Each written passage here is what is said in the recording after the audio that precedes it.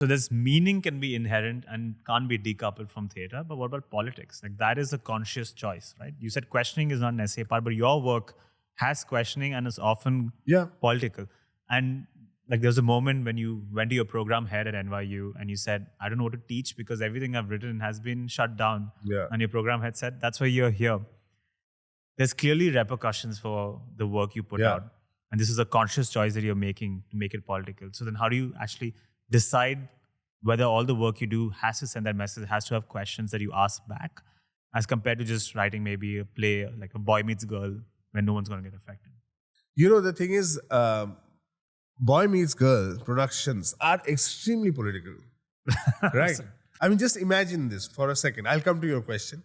Romeo and Juliet? Yeah, Romeo and Juliet. You are doing, let's take a popular film, a Hindi film, just for the sake of, and then we can also do a brief on an English film. Let's take Sholay, okay? What is the great thing about Sholay? It's a great story. One boy dies in the end, one man dies, one lives. So you have a tragedy and a comedy at the same time. You will get the death, so you're satisfied with the tragedy, and you will also get the couple coming together. Dharmendra and Hema Malini come together. You get the marriage story, so you're satisfied, right? Now let's look at one basic thing about Sholay. Let's say if Gabbar Singh was not a dacoit, right? What would you do? What are the other poor people doing in that village? Thakur has a house. He's a landlord. He doesn't have hands, but he has a pakka house. He has a servant. He has horses. He has a swing. What are the rest of the people doing? They all have mud houses. They are all poor. They don't have land. They weave and do things like that. So your choice is either to be one of those people or to be a daku. What else can you do?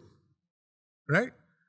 So if you now think about it, what is so wrong with being Gabbar Singh? No one's presented the case for Gabbar Singh before. So it's not a crazy thing, no, that he is a dacoit. In that society, it's not his fault. Will be, Society led him to be Gabbar So Singh. you can say that, okay, why Stand did up for Gabbar. But there is one scene in Sholay, the only scene in Sholay which is in slow motion. Do you remember which scene that is? No. There is one scene in which Gabbar Singh kills Thakur's family. Do you remember that film? When his children are, the mother is, his son and son, with the children are in the swing, and then Gabbar Singh arrives, and that scene is in slow motion. What that scene does is that it tells us that he is evil. He actually kills children. He kills women who are in the house. He kills people who are not hurting him. He is killing people who are not shooting at him. That scene is in slow motion. You remove that scene from Sholay and watch it. You will invariably think about the fact that actually what is the difference between Gabbar Singh and Pan Singh Tomar? He's like Robin Hood. He's like Robin Hood. What is the problem? But that scene tells us that, look, the problem is that he is evil. Right? He is this kind of guy.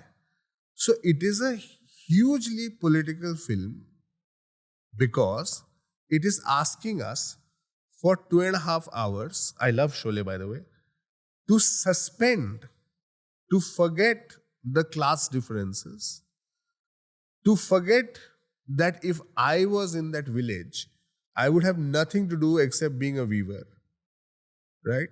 I wouldn't even have my own horse. The only way I could have a horse is but this guy has everything. You're more likely to be Gabbar than... I'm more likely to be A.K. Hangal, and that, I'm more likely, how can I become even Gabbar? As a common join person, his team because... I would be a nobody, right? But you forget about this when you're watching Sholay, right? You just follow this.